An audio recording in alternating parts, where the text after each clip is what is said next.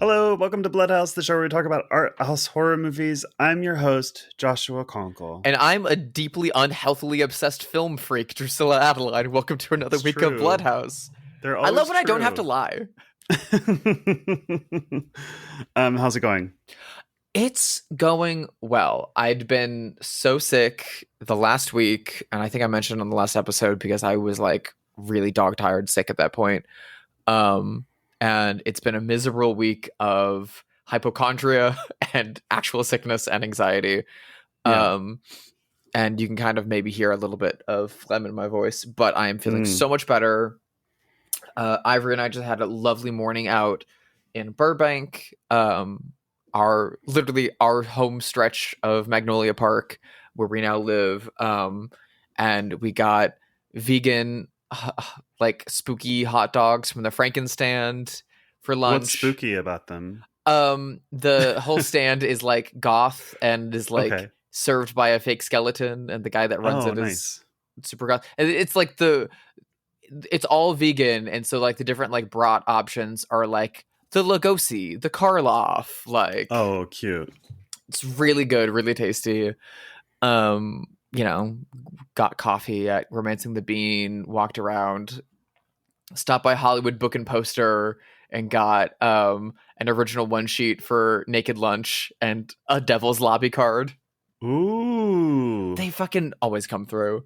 But I wanted to mention something that we did this weekend because it was so goddamn fun and really, really, really amazing, is that Ivory and I and our friend Linda went to the estate sale of Allee Willis, That's really cool. Songwriter and artist and art director who sadly passed away a couple years ago. Her house is legendary in North Hollywood, and my friend Holly, who runs Advanced Thrifting out here in the Valley, was working with her partner to establish an estate sale for her to raise money for the Allee Willis Foundation. And it was so amazing and so cool, and we got so much more stuff than we ever thought we were going to. I may have spent too much money, but I got a gift for you. You'll get a Christmas gift from there, Josh. I can't wait. And we bought some of Allee Willis's VHS tapes, which included a bootleg of Beyond the Valley of the Dolls, copied off of a Laserdisc. Holy shit. It was so cool. Ivory got one of her Madonna Inn goblets. Like, we got really, really, really awesome stuff. She got something called a cookie gun. It was truly like we had died and gone to kitsch heaven. Her whole house is like Art Deco and painted pink. She like famously threw parties in the 80s with Grace Jones, legendary social butterfly, right? She was like besties with Pee Wee Herman, right? Yes. Yeah. And there's a new documentary that came out very recently on her that's on Hulu through Magnolia Pictures called The World According to Allee Willis, and I like highly, highly, highly, highly, highly recommend you give that a watch. It's so infectious and inspiring and fun and amazing. And she was such an incredible, infectious presence. And especially if you really loved the Pee Wee doc, I highly recommend watching this because they interviewed Paul before his passing for this documentary as well. And they interviewed him. They interviewed almost all the interview subjects they interviewed at Allee's house because it's so iconic and amazing. They interviewed Paul at Bob Baker Marionette Theater. Oh, wow. It's really, really magical and special. They tell stories about how like Allee and Paul and Mark Mothersbaugh from Devo would go on like overnight thrifting trips and stuff. Like, wow. Insane. Really, really, really, really good. It was a great time. How's your week been? How you doing? Interesting. I'm in Seattle. I treated myself to a nice hotel in Seattle. I'm here because my best friend from college, Megan, her father passed away a month after my mom passed away. Oh. And so Megan and I met at art school here in Seattle. She grew up in Seattle. Her family, very different than mine, is very wealthy. And her dad was on the board of directors at our art school, and her family are like major art donors in Seattle, kind of like the most major art donors in Seattle. So his memorial service was at the largest theater of our college, this like giant theater.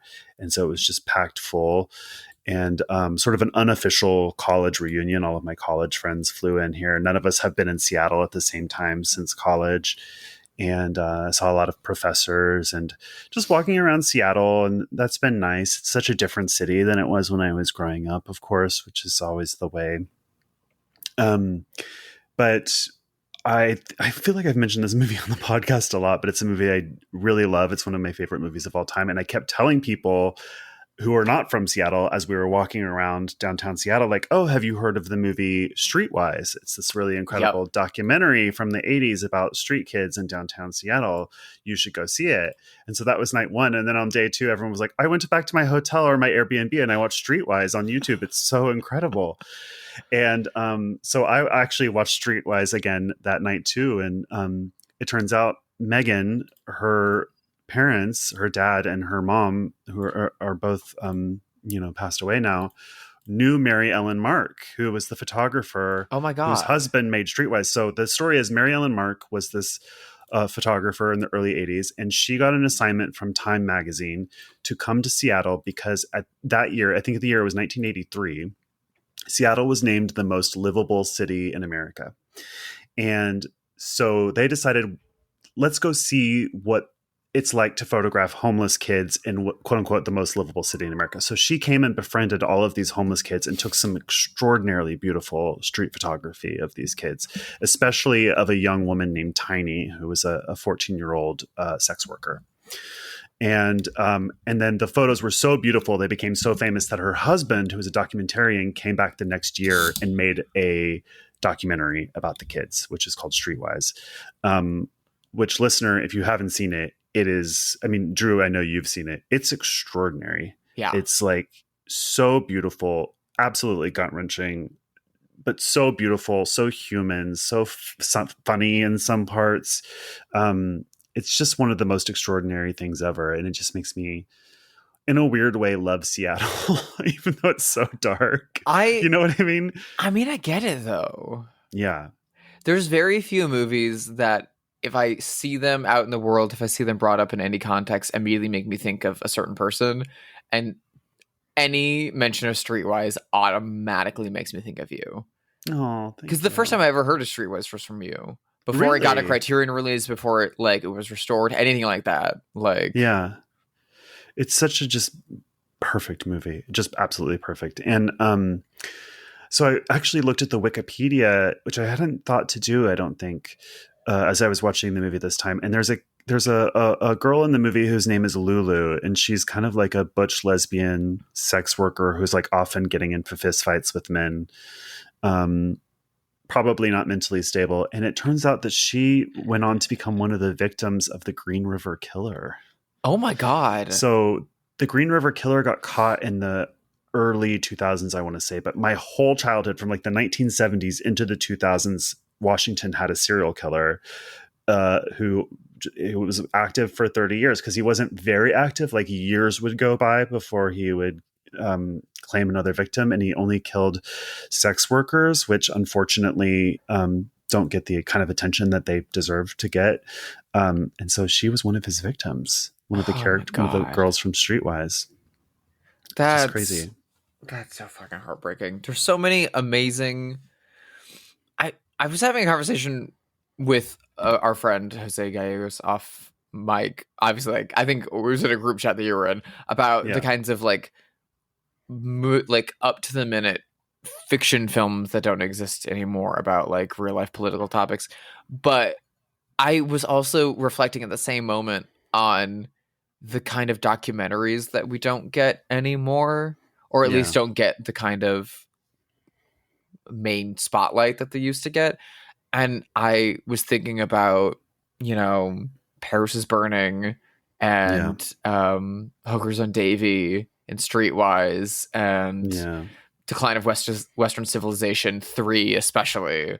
But like, just because those kinds of documentaries are being made anymore doesn't mean that, problem solved. Yeah. In fact, some things have gotten a lot worse. Most things have gotten a lot worse. Most things have gotten worse. Like a lot. Not that's not true, probably, but it feels like a lot of things have gotten actually worse. Yeah, and it feels really disingenuous to not be continuing to tell stories like these.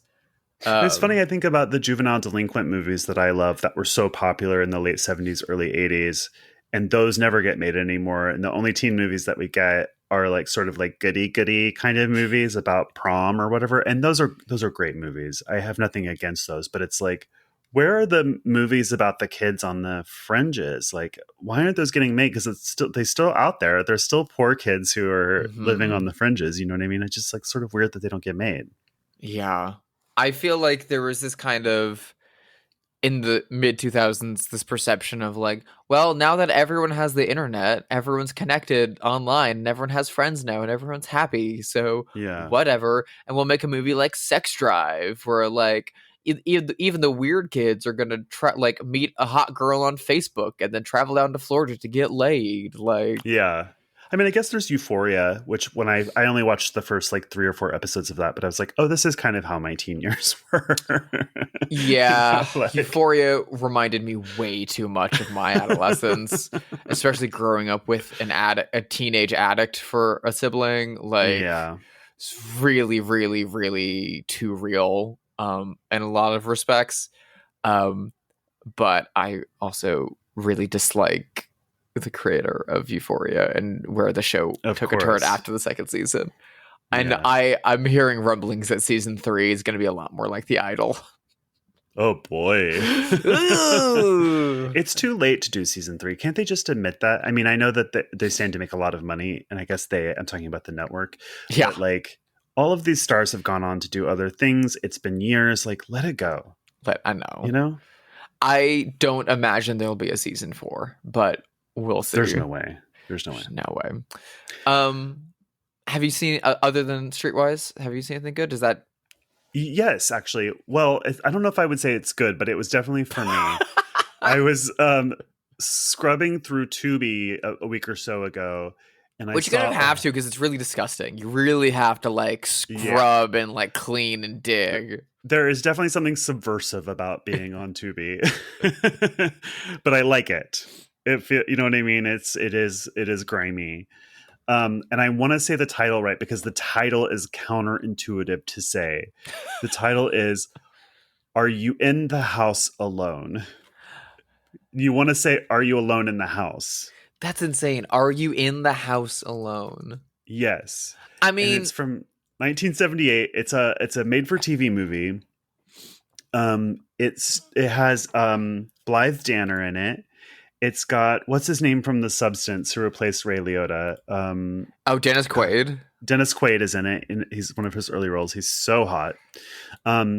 It's not super good, but I loved it. And here's why. If, like me, your brain is broken and you love the movie Halloween, but your favorite parts of Halloween is before all of the horror stuff, when it's just the 3 girls who are rocking around their neighborhood talking about school, you will love this movie. Because that's like what you get. This movie is definitely ripping off When a Stranger Calls and Halloween. Mm-hmm. And it's just like girlfriends walking around Hancock Park where it's filmed, carrying their books, talking about boys, talking about school. And one of them is being stalked by a boy at school. So there is like a horror element. But it mostly is just like 1978 vibes and girls talking and carrying their books. And I loved it. That does sound very like melodrama. That sounds like a very Josh movie. Yeah. Honestly, I feel like you should just write either a film or a play that's literally just a late 70s, early 80s slasher without the slasher.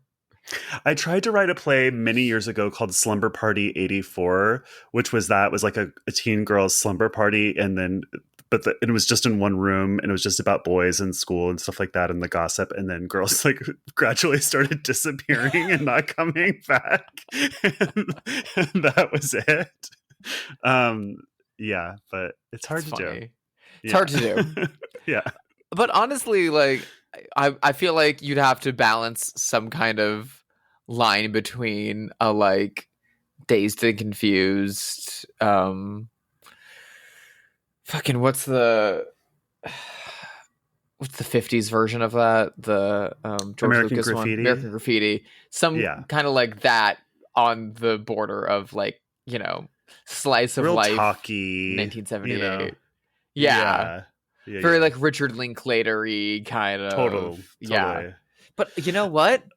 I feel like a lot of people would eat that up with a spoon. That sounds great. It's sort of experimental in the way that In a Violent Nature is experimental. You know what I mean? Like you're watching a shitty Friday the 13th movie from Jason's point of view. So most of the movie is just Jason walking through the woods. It's sort of like that kind of take on a slasher movie. I'm into it. Yeah, do it all like that. And then like, you know, things can get a little slightly like, oh, there's a few less characters later in the movie, and then like some like police cars can like whiz past in the background, whatever, and then at the end they can be like, did you hear those people got murdered last night?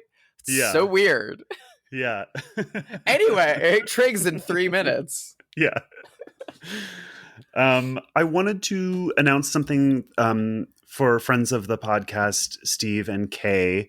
They work for the Salem Horror Festival. I've had 2 films in this festival. I love it there. So if you're listening to this and you are a filmmaker, submissions are open now. You can submit your film on Film Freeway.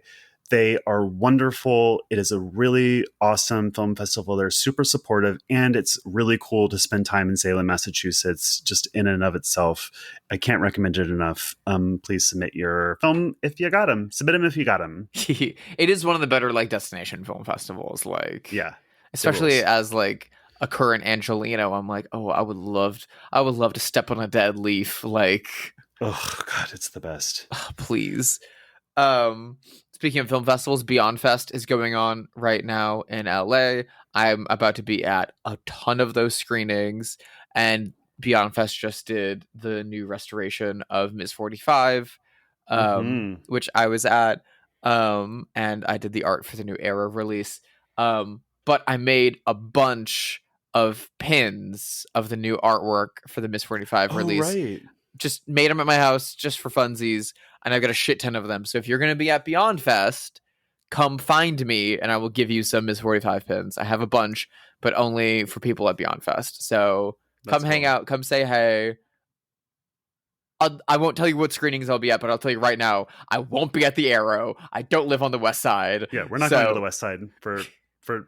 I mean, it takes a lot to get. I'll go to Salem before I'll go to the West Side. I know, that's to say, I see my friends in New York City more often than my friends in Venice. Yeah. So if you're going to be at the LF3 or the Egyptian, keep your eyes peeled for my little bleach blonde head and ask me for some pins. I got them. Yeah.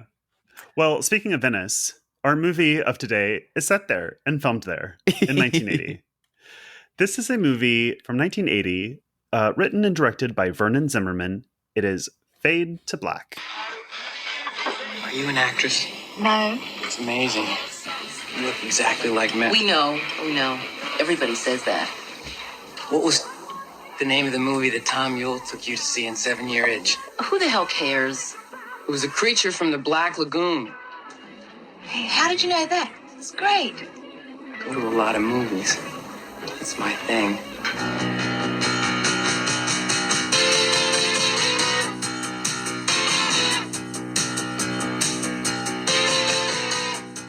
I picked this movie. I've seen it once before. I really like it. I was just in the mood to watch it again, and that's why I picked it.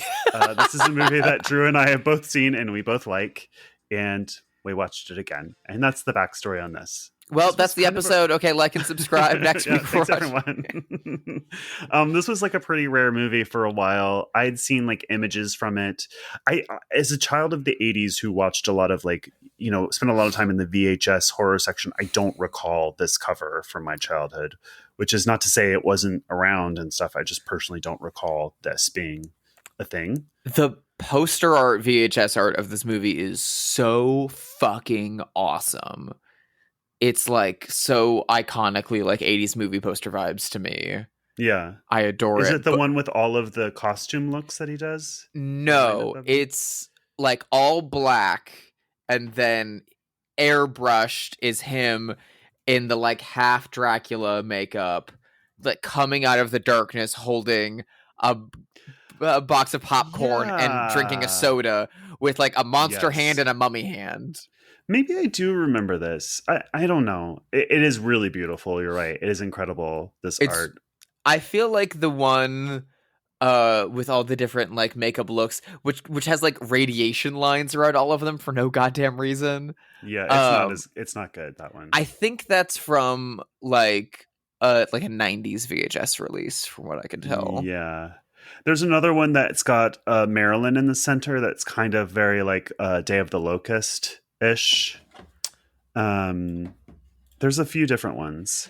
I did find, I really, really, really wanted to bring this up. While I was watching it, I was doing research into it. There was a UK, I want to say, VHS of it. Where did it go? Yeah, the UK VHS tape. I'll hold it up to the camera so that you can see, but listeners can just Google. And it's like mostly an airbrush painting of Marilyn, who in the movie is a Marilyn Monroe impersonator, also named Marilyn.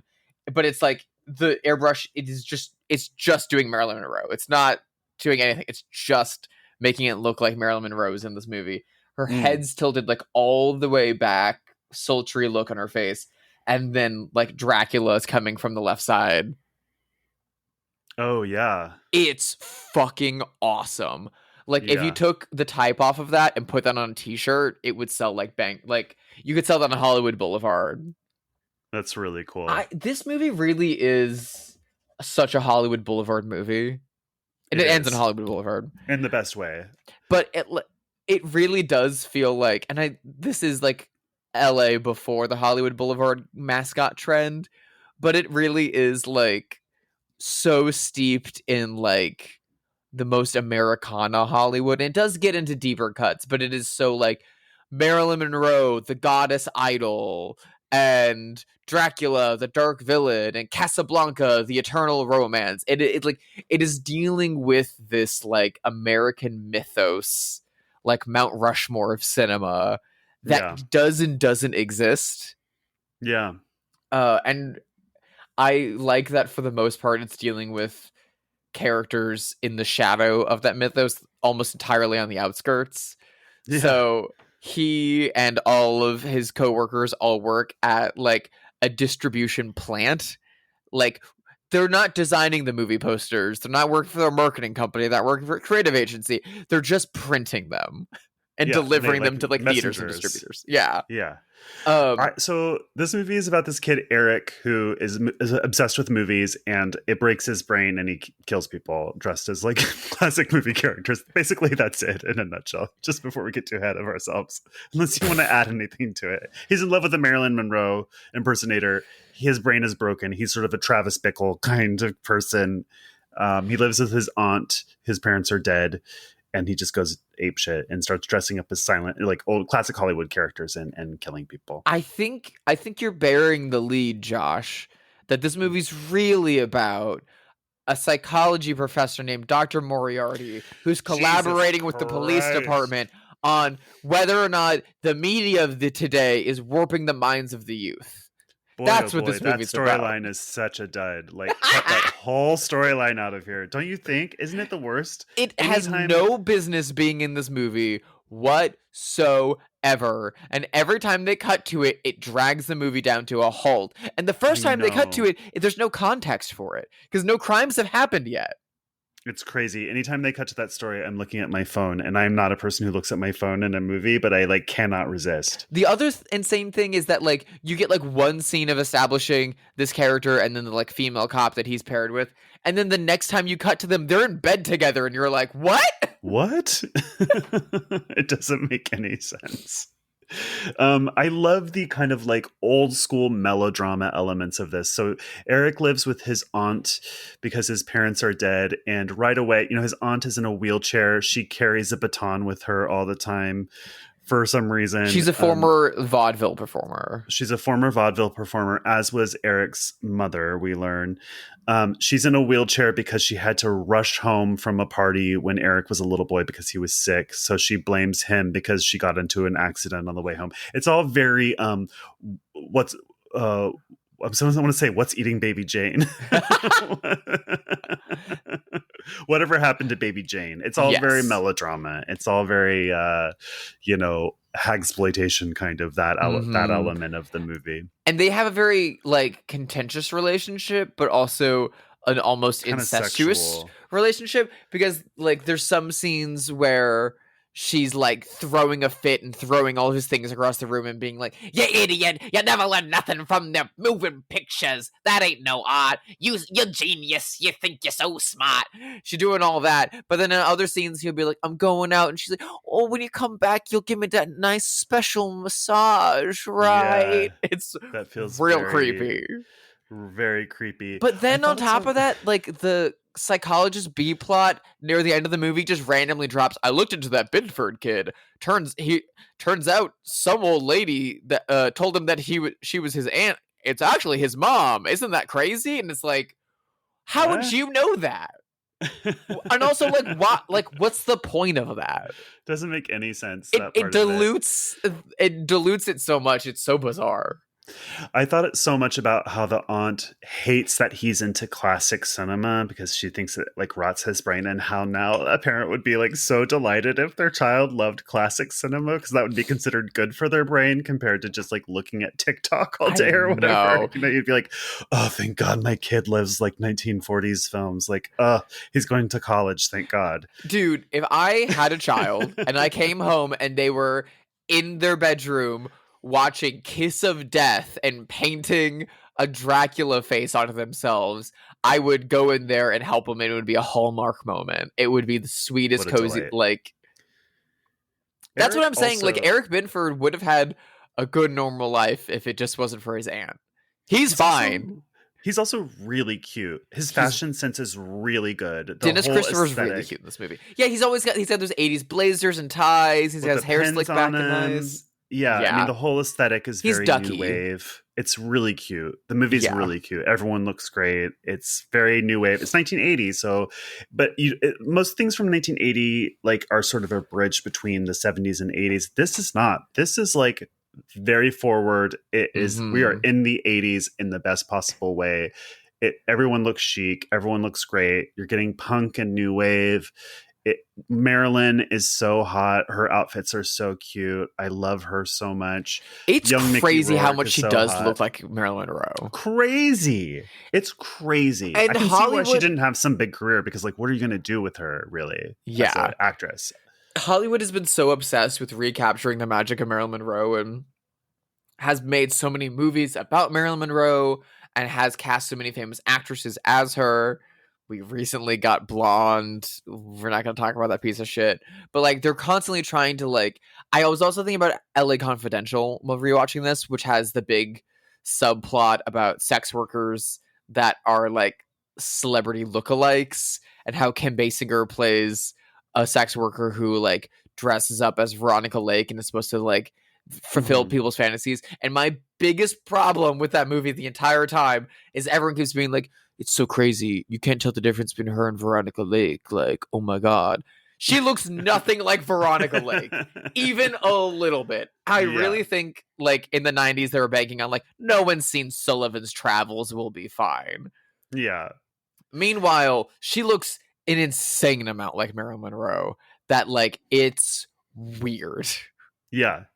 I really like this movie. I don't love this movie like I wish I do. I love the way this movie looks. I think everything about it looks amazing. I think the music is so good. Again, we're getting lots of punk and new wave music. I love LA of 1980. Wardrobe is incredible. I think, first of all, the story of the cops and the psychiatrist really weighs it down. There's something about the tone of it that is a little dull for some reason, Yeah. but I'm not sure why. I think it might have to do with Eric, which the movie it kind of wants to do two things at once. Like it wants him to be Travis Bickle, like he's this sociopath, and it kind of wants you to have this like hopeless taxi driver by way of LA and cinema thing. But then it also wants you to empathize with him and like the world has been cruel to him. And I'm not sure which one the movie wants me to feel. You know, like Marilyn stands him up, and that's sort of what precipitates his downward spiral a little bit, and a lot of people are like mildly unkind to him. So then he goes on a killing spree, and it's like, okay, people were mildly unkind to you. Like, you don't get to kill everyone in your line of sight. You know what I mean? Like, I don't know. I don't know how the movie wants me to feel about him, sort of. And yeah. Yeah, I get what you mean. And I do feel, while I was watching it, there's definitely a strong Travis Bickle comparison. But the other thing I was thinking about, which is a movie that came out after Fade to Black, was King of Comedy. The I've other never Scorsese seen King film. of Comedy. You've never seen King of Comedy? No, I know. Josh, I've actually seen very few Scorsese movies, is the truth. Have you seen After Hours? I've seen After Hours. That's one I love because it's like a comedy and it's sort of a different thing. That's also new wave and punk, and it's Catherine O'Hara, and yeah. If you like After Hours, you're gonna love King, and if you like this, you're gonna love King of Comedy. Yeah. So King of Comedy, as we all know, was then remade by Todd Phillips as Joker, starring Joaquin Phoenix. Yeah. It's once again Scorsese and De Niro, and De Niro is playing a like wannabe stand-up comedian that, rather than performing in the like club circuit, is just hounding Jerry Lewis, who is in this universe a talk show host, to let him come on the show, like coming on Carson, because that will make his career. He's too far along. He's too big of an act. He sees himself too much as like a great artist to perform in small clubs. He just needs to go on that. And he and Sandra Bernhardt, who is sexually obsessed with Jerry Lewis, decide to kidnap him and ransom him to the studio to let De Niro come on the show. And the entire thing is like, you see De Niro live at home, surrounded by cardboard cutouts of Liza Minnelli and Jerry Lewis, and he plays late night show in his basement with his mom yelling at him, and like you see the way that he like, just like the character Eric in this, and just like Travis Bickle, he's got a woman that he like knows from high school, that he kind of knows, that he's kind of schmoozing and is like trying to act bigger than he is. The difference is Eric and Marilyn like do have an honest connection, and they do.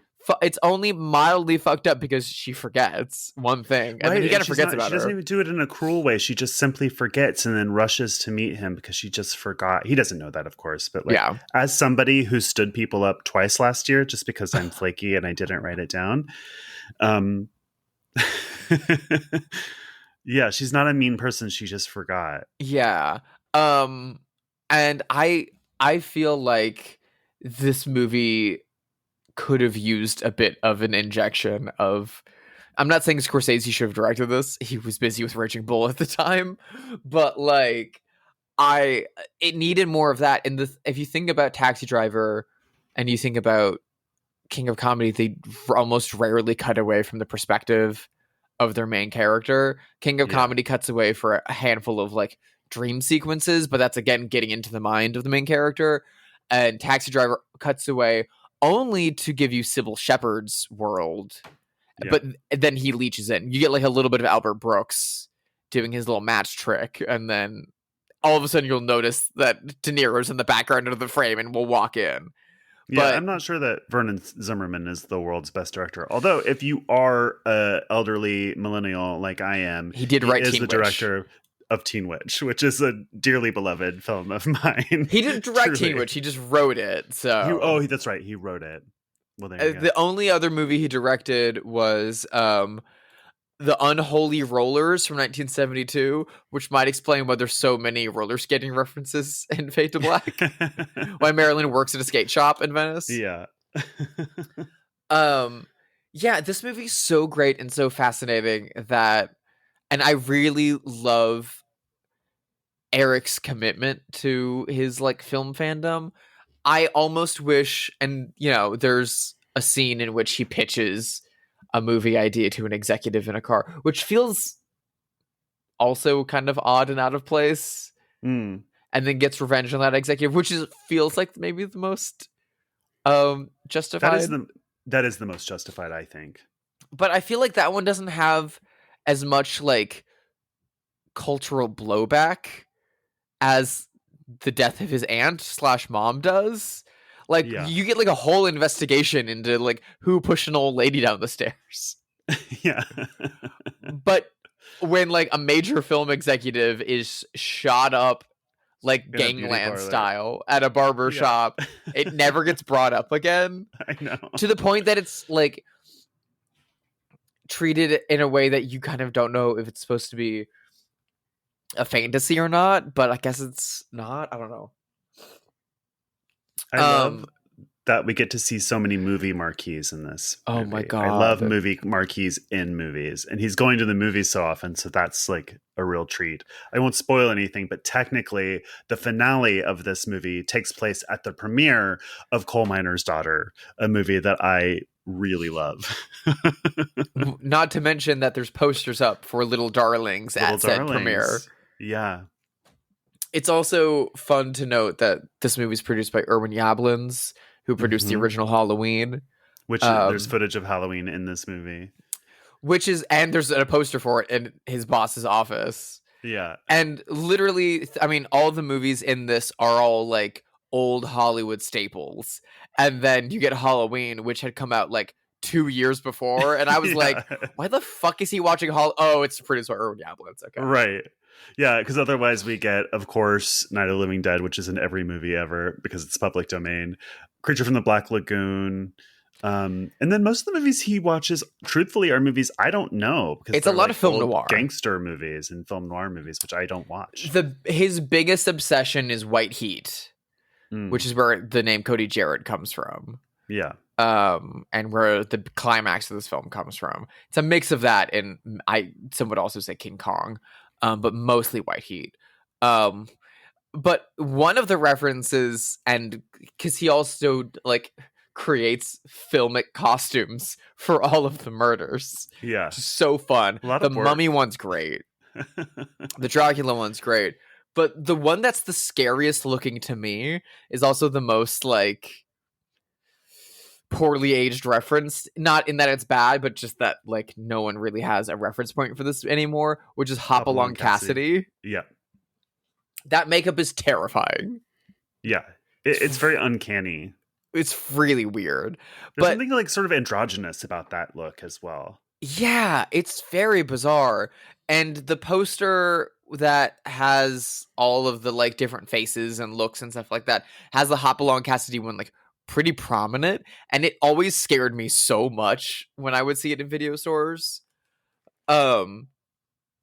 It's really, really weird because it's got like the drawn on eyebrows and stuff. Yeah. But after I watched the movie, I had to like I looked Hopalong Cassidy up again because I was like, I know the name, but like I couldn't tell you a Hopalong Cassidy movie. It's like a character played by a Western actor. What do you mean?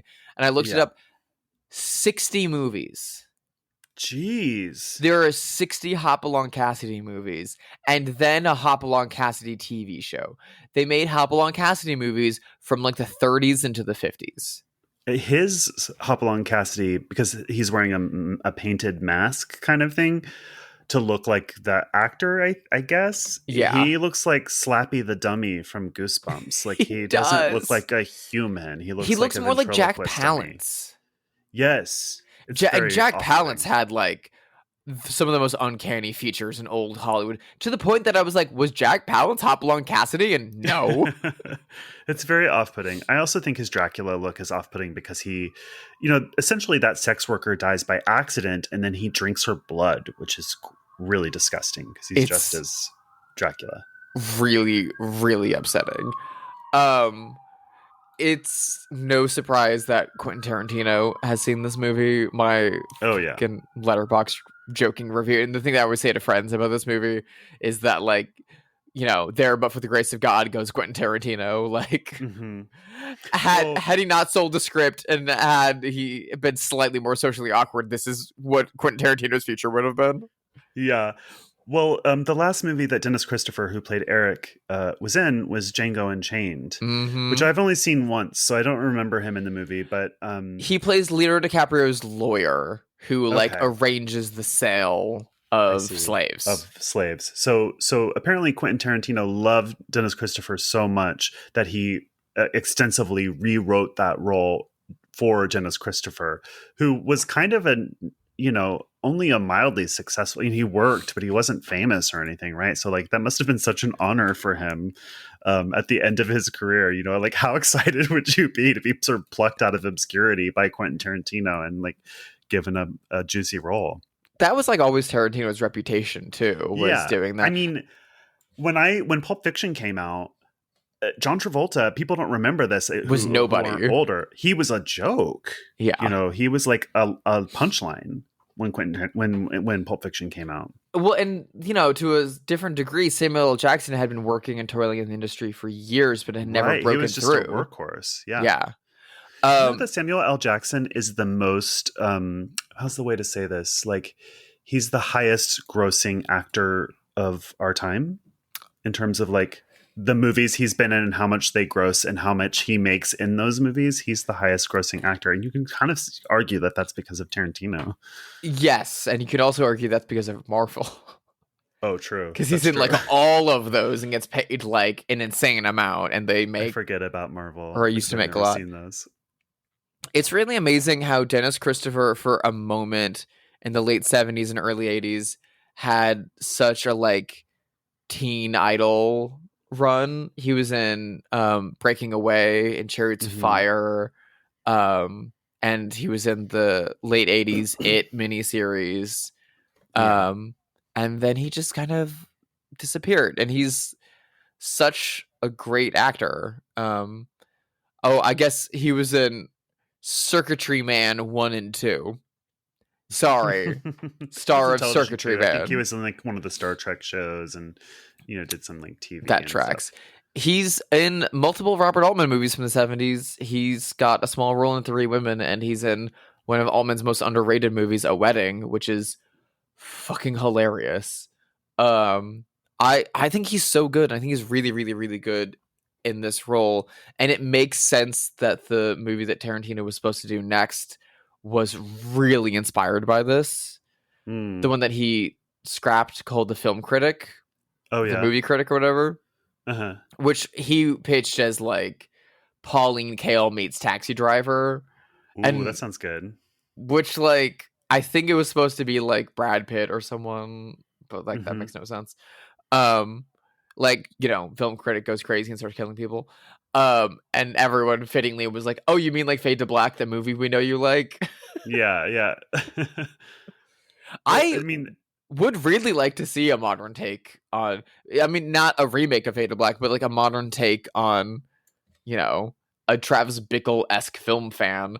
And you could do it from a modern context that... Time's right for that, right? Time's very right for that. Like... And like everyone knows that Tarantino is referential. I mean, that's not some slam. Like it's his whole bag. It's literally his art is like referencing things. Yeah, he is a human blender. Like, yeah, that's what he does. And I love his movies. So I mean that as a compliment. When I said Star Trek, I was thinking about, so the woman who plays Marilyn in this, her name is Linda Carriage. She's Australian. Didn't do a lot, but she was married to this actor. His name is Corey Parker. And when I saw his picture, I was like, oh, I know him from Friday the 13th Part 5. He's one of the people that gets killed in Friday the 13th Part 5. Cool. And Dennis Christopher is in Star Trek. And my partner Joel is like a huge Star Trek nerd, and I'm like huge 80s horror nerd. So in our house, there's like this cultural divide where B actors from the 80s or 90s, I always recognize them from Friday the 13th movies, and he always recognizes them from Star Trek. Like, we'll both be like, who's that? And it's like, oh, he's in Friday the 13th Part 7. And Joel will be like, oh, he's in Star Trek The Next Generation. Like, it feels like all actors of a certain quality are in both of those things. Like, you know what I mean? Very, very, very real. And on, like...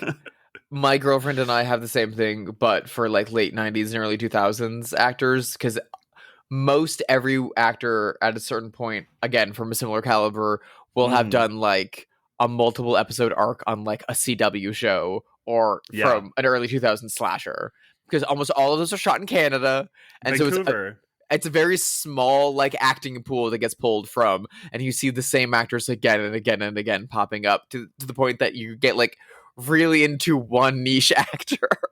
Yeah, all three of the shows that I've worked on shot in Vancouver, and they all three have the same day players in them. Like I know these people on a first name basis now because they're in all three shows. Yeah, and they're great, and I'm sure they were also on Supernatural, and like, Yeah. Oh yes, yeah.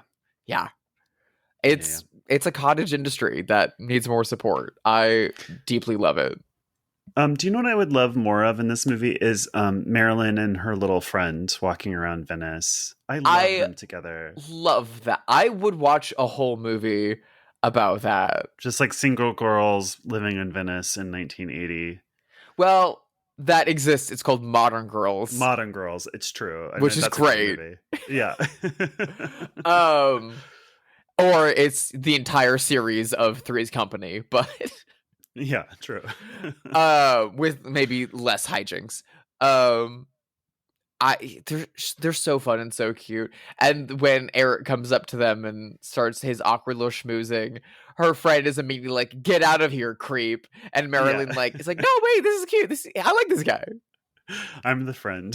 That's who I am in like any friendship dynamic. Get out of here. I'm also like always not the hot one, and so that someone's always hitting on my hot friend. And you're always like, "Leave us alone. We know they're hot. You don't have to say it." Yeah, exactly. I always like it's like my friend Christian who is like so hot and 10 years younger than me, and it's like I might as well be wearing a burqa right now. You know what I mean?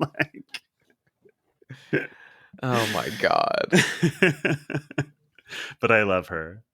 I love them. I love the little skate shop. Like love the skate shop. This is a movie I really want to live in, and I feel like there's certain like early 80s LA movies that you could like cut together to create a universe of like just like really... this and Boys Next Door. I was literally thinking of Boys Next Door. Yeah. And even Valley Girl, which is like a different tonal kind of movie, but like yeah. I feel like that's like a very like hyper specific LA Plays Itself project of like cutting these together to create like an ultimate like hangout landscape. But also I feel like Angel, yeah. I feel like you could take all of those movies and cut them together into just one big long movie that's like shortcuts, but for early 80s. Yeah. And you'd be like, oh, Eric met a nice girl by the beach. And what's Nick Cage doing up in the valley? Like cutting back and forth and being like, oh, wow, that it would make Valley Girl seem more sinister, and it would make Boys Next Door and Fade to Black seem more gentle. Yeah. Like, I feel like you could also fit in, I don't know, you could probably toss in a little bit of Chopping Mall there too. Or like the beginning of Night of the Comet. It's also all kind of in universe because if you remember, is it Moon Unit Zappa? Yes. Has a cameo in Boys Next Door. And she created the song Valley Girl with her dad. So she created the whole phenomenon of the Valley Girl. She's the Valley Girl. She's the Valley Girl. So it's all coming together. I love young Mickey Rourke in this movie. He's very hot. And, this is Mickey Rourke right before he blew up. Yeah, he's great in this, in his small role. It made me think of all of the Jenna Maroney Mickey Rourke like about like Mickey Rourke's sex dungeon and stuff. And I was thinking about how in the last episode of 30 Rock, finally Jenna looks straight into camera and is like, I can't do this anymore. I've never met Mickey Rourke. I love the like, it's just like riding a bike, a skill you need to escape Mickey Rourke's sex dungeon. Yeah. Yeah, for him, this would have been right after he had filmed Heaven's Gate, but before Heaven's Gate came out. So he would have had that in the can. And I know he had a small part in 1941, but then the year after this, he's in Body Heat. Yeah. Which like, and Diner. And then, you know, Rumblefish, Pope of Greenwich Village, Year of the Dragon, 9.5 Weeks, and then at that point he's the movie star. I just have to really say, if you haven't seen the Nicholas Roeg movie Eureka with Mickey Rourke and Gene Hackman, Josh, you would fucking love it. It's wild, and it's one of Teresa Russell's best performances. It's really, really, really good. Joe Pesci's also in it. Wow. I love Nicholas Roeg. I love everything he's done. It's a very bizarre movie that's obsessed with like tarot and the occult. Ooh, but it's right up my also alley. it's also weirdly a movie of two halves. The first half is like, or maybe the first like quarter is Gene Hackman alone in the like Arctic tundra digging for gold, and he does something terrible but like strikes gold and gets riches. And then the back half is all like he owns a private island in the Bahamas where it's him alone with his daughter played by Teresa Russell, and Yeah. he's this big wealthy guy, and she comes around with her new boyfriend played by Rutger Hauer. And then there's all these like Mickey Rourke and Joe Pesci are these like mob goons that come to town, and it's like, it's crazy. It is an absolutely batshit bonkers movie that has been almost entirely forgotten by time, and it's so good. And every time I see young Mickey Rourke, I think of that. But I should fucking watch Body Heat again. He's so good on that. The cast of Body Heat's insane because it's also Ted Danson super young too, doing his little dances. I almost sent this to you. Just the other day I saw someone sent me a screen grab of, I don't know if it's like a tweet or a Blue Sky post, but it's the stupidest thing I've ever seen. Like, it's one of those like rage inducing posts, but it was a screen grab of a movie of Gene Hackman in the 70s. I don't know if it's like The French Connection or whatever it is, but it's like a still of him in a phone booth. And it's sundown or sunrise in the movie, whatever it is, and the light is reflecting off the glass of the phone booth, and someone's saying like, see, movies have gotten so much better because now we have monitors, so the cinematographer would have known that the lights were hitting the phone booth in this sort of distracting way. Oh my God. I want to fucking kill myself. Get me off of planet Earth. I don't know, it's just like, oh, that's gotta be rage bait. That's gotta be fake, right? It didn't feel fake, but I was like, I hate Earth. Get me out of here. Is that the conversation? Like, oh Christ. Oh Lord. Anyway, let's pivot and play our favorite game, Have They Seen It? Where we speculate wildly whether notable figures have seen this movie. So, as I mentioned, the finale takes place at the world premiere of a movie I ugly cry through starting at minute 1 and never stop crying through because it takes place in Eastern Kentucky and is about Loretta Lynn. Do you think star of Coal Miner's Daughter, Sissy Spacek, saw Fade to Black? No way in hell. I love her. I think she's amazing. I love her husband, Jack Fisk. I think they're both so talented. I think Jack Fisk would like this movie a lot. The look of it, anyway. I think Fisk would like it. We should at least say the cinematographer of this movie is Alex Phillips Jr., one of the most acclaimed Mexican cinematographers of all time, son of one of the other most acclaimed Mexican cinematographers of all time. I think the production design of this movie is really great, and I actually think that the direction doesn't live up to it. Yes. The movie looks fantastic. I don't think that the camera work, in terms of where the camera is pointed when, I lives up to it. To what we've said about the issues with this movie, I think the problem is the director. And the script, because that story, a whole storyline shouldn't be there. And you know what? Same guy, Vernon Zimmerman. Yep. The issue with this movie is Vernon Zimmerman. Yeah. I think Irwin Yablans, fresh off of the success of Halloween, finds a script that he thinks that can work and gets a great cast and a great crew and gets it set up with good locations, great production design, and good look and all that stuff. And Vernon Zimmerman is the writer. He's directed one movie before, not for like 8 years. And so he was like, whatever, we let that John Carpenter guy go. We'll let this guy go. He'll be cheap. And he knows the material because he wrote it. I really think had they brought in a better director, a more established, like, imagine, I know this is different, but imagine if they brought in 1979, 1980 era Jonathan Demme to direct the script. Yeah. And and like, to be noted, that's after he'd made the Roger Corman movies and Last Embrace, but before he'd had the bigger success and issue with the Kurt Russell Goldie Hawn movie, Overboard? Swing Shift. Oh, swing shift overboard. Not I'm such an Overboard. idiot. Swing Shift, his director's cut is great, and you should see it if you can find that version. But it was a huge issue in 84, 83, and it kind of almost ruined his career. But he was up to like nothing in 1980. Like, you could have gotten Jonathan Demme to come out from New York and direct Fade to Black, and he would have crushed it. He would have polished the script, he would have brought in Tak Fujimoto to shoot it, and it would be like one of the seminal cult classics. Well, for that matter, John Carpenter would have killed this. I mean, John Carpenter version would have been great. Yeah. Like, what this movie needed is one of the like film brat directors. Yeah. Because that's what it's about. And it has that like Myra Breckinridge-esque like throwing back to old Hollywood, intercutting archival footage stuff. And I don't think Vernon Zimmerman can thread the needle enough. Yeah, I think that's true. So Sissy Spacek, no. Sissy Spacek, no. I don't think she has. I also don't think Jack Fisk has, but I think Jack Fisk would enjoy it. He would like some of the production design, I think. Yeah.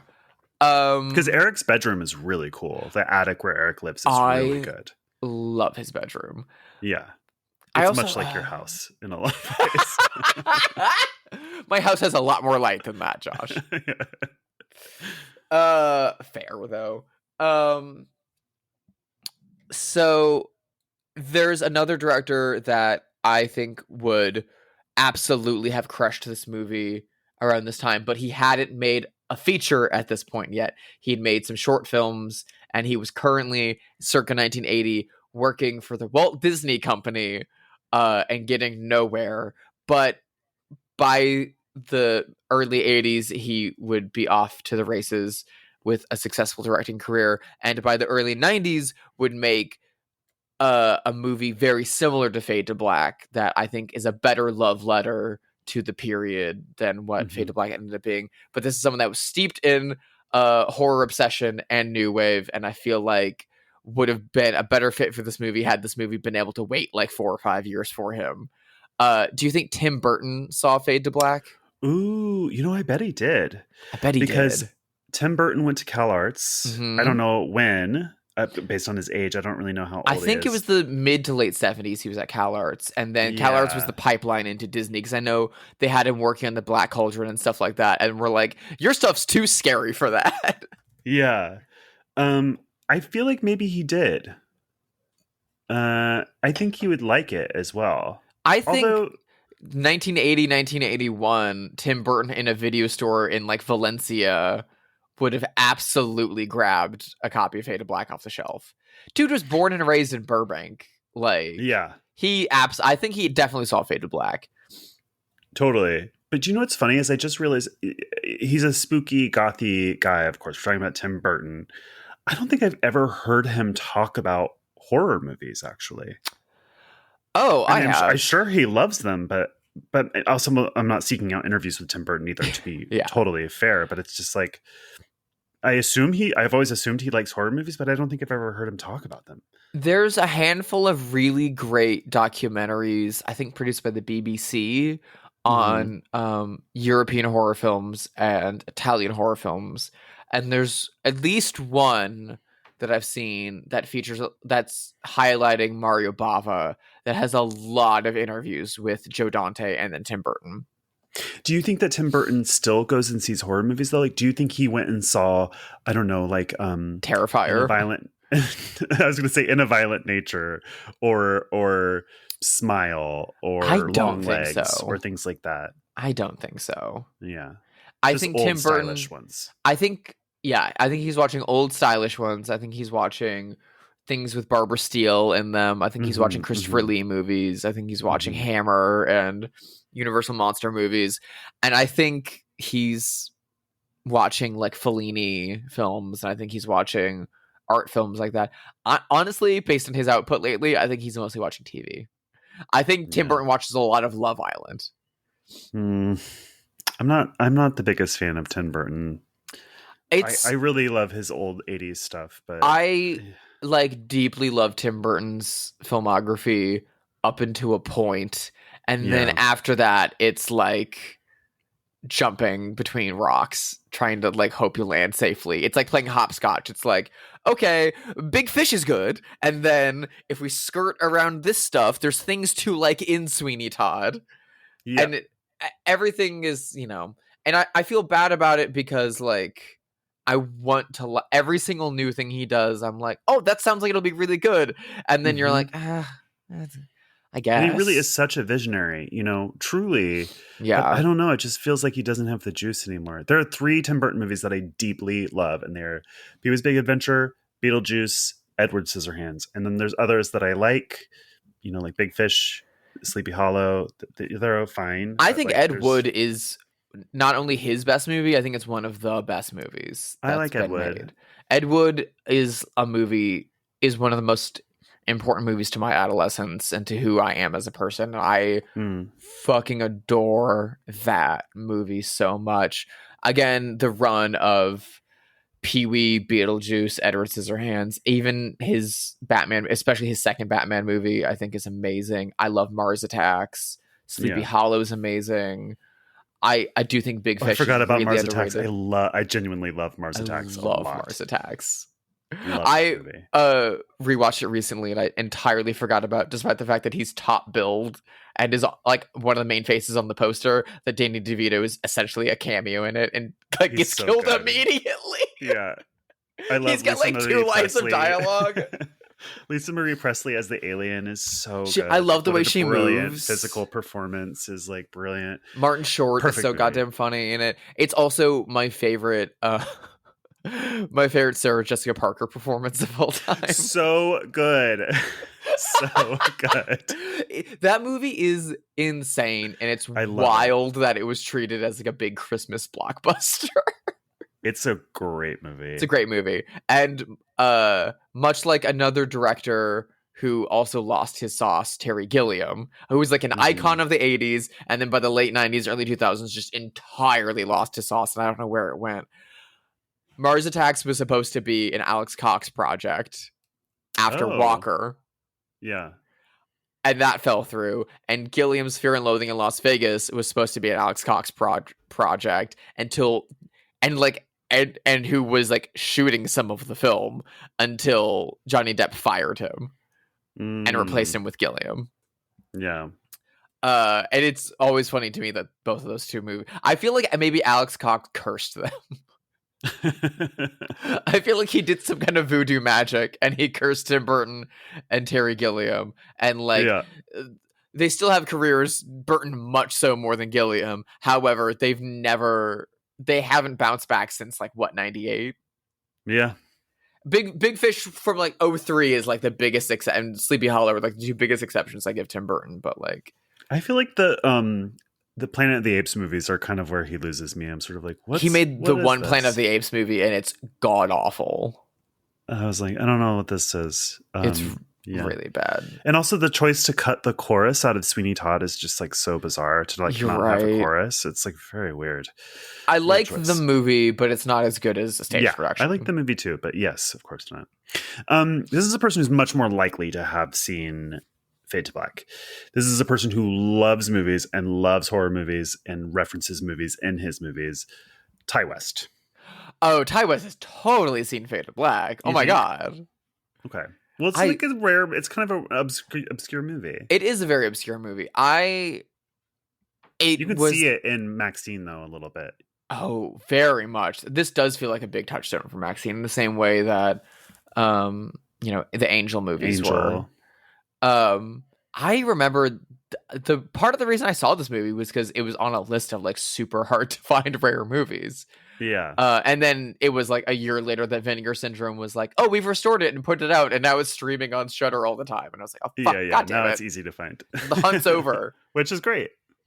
I've got the Vinegar Syndrome release, and the art is amazing. This movie is great, and the special features are amazing too. But this screams at. I'm sure Ty West has this on VHS too. You're probably right. This movie really is even though it's less, there are a series of murders that happen. Tonally, it has less in common with the 80s slasher boom, but I feel because of its box art and because of its reverence for cinema. It has like a really special place in the heart of the specific like older millennial Gen X film fan that is obsessed with slashers and like collects VHS tapes and stuff like that. I feel like this has like a special jewel kind of heart for that kind of person. I think that's true. It's a very, very dope movie. I'm trying to think of someone else, and I want to think about a younger person. I want to think about younger audiences and a younger filmmaker. And this is a filmmaker who makes movies about outsiders and makes movies that are very self-referential also about movies. Do you think that Alice Mayo McKay has seen Fade to Black? Gosh, she's so young, but this movie is kind of on a lot of lists these days, and I don't know because she's so young, and oftentimes young people don't want to see movies that are this old, but I don't want that to feel like slander of a young filmmaker either. I know Alice loves like 70s and 80s horror stuff. Yeah. Okay. Does she? Okay, good. Then I know she's Australia based, so I don't know how well this That's movie's true. distributed in Australia. Well, it wasn't distributed anywhere, including its own country. I'm going to say no, just because of the obscurity of it. I think probably she will see it at some point because she's going to be alive a long time, and you see a lot of movies over the course of your life. And I only saw this movie like a year ago or 2 years ago, so I'm going to say no, but she will. I'm going to say she may have. I don't know. I should see if she has a Letterboxd. You know who would have loved Letterboxd? Eric Bittenford. He would love it. Oh my God. Eric Bittenford would work for Letterboxd. He'd be the one behind the microphone asking people their top 4. Do you know who I thought of when I was watching this time? I was like, you know who he has the same taste in movies as? Owen Klein. Yeah. Eric Binford and Owen Klein would be besties. They would debate the merits of like which middling Hopalong Cassidy's movie is better than the other. Yeah. I mean, I will say I do relate to Eric Binford getting really into the weeds on like 40s film noir when he kills the aunt and then starts listing off the cast of Kiss of Death and then starts to do the voice. I was like, I literally was doing it with him while watching the movie, and I was like, oh no. And like, not from doing it from memory from having seen this. I've only seen the movie twice now, but doing it from memory of the billing of Kiss of Death. I like how much he smokes. That's exactly how much I smoked as a young person. But he's 30 in this movie. Isn't that crazy? That's nuts. He looks 17. Yeah, he does. That's why he was a young matinee idol for so long. Yeah. I'm gonna say that maybe Alice has seen it, but I would say that Alice would crush a remake of this, but also Owen would crush a remake of this. Either of them would. I mean, I think in the era of incels, you could just do. It's such an easy layup to do a remake of this. Here's the pitch. These are both people we know. Hopefully they're both listening, and we can get like a small distributor on board. Alice Mayo McKay presents Fade to Black starring Owen Klein. Ooh. But then you make a co-production, you make at the same time like the Spanish Dracula, Owen Klein presents Fade to Black starring Alice Mayo McKay. I love that. Love it. Let's make it. I'm in. I want to do a like Fade to Black meets Myra Breckenridge meets King of Comedy kind of movie now. Oh my fucking God. That's a great idea. This started like insane. The most insane pistons in my brain whirring. Probably dangerous for my neighbors. So we are headed into October, which is spooky season. We're doing something different this year just for shits and giggles, something fun and exciting for us, something we've never done before. We decided to do a month-long celebration of Universal Monsters. Woo woo! Classic Universal horror, baby! Yeah. I won! So anyways, I guess I'm skipping ahead and saying what we're watching next week, potentially. Yes. So what is that? Next week, we are kicking off a month-long run of Universal classics. We are...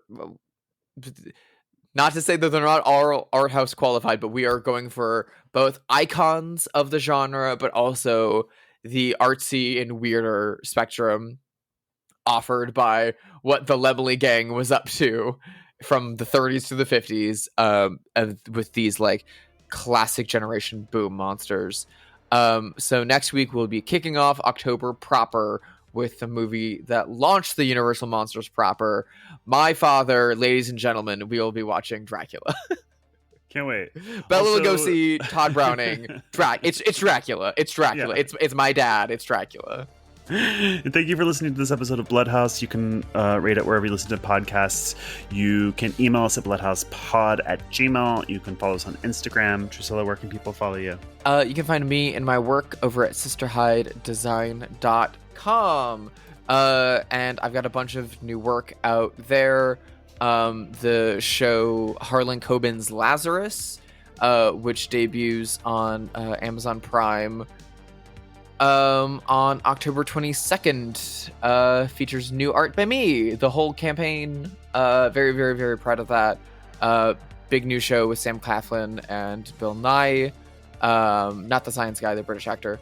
And then there's also new art that I did out for the Netflix miniseries No One Saw Us Leave, Nadie nos vio partir, from Mexico, which debuts on Netflix on October 15th.